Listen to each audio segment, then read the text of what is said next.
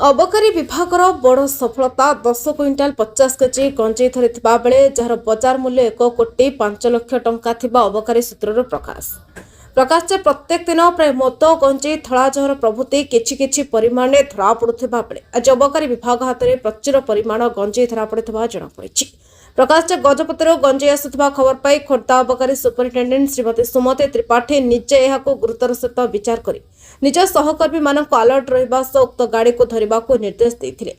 उक्त OD02 AV4023 गाड़ी Chandeshwar flyover bridge पर आसुथिबा बेले छपी रहिथिबा टांगी अबकारी विभाग तत्क्षण उक्त गाड़ी को धरी तलाशी नेथिले।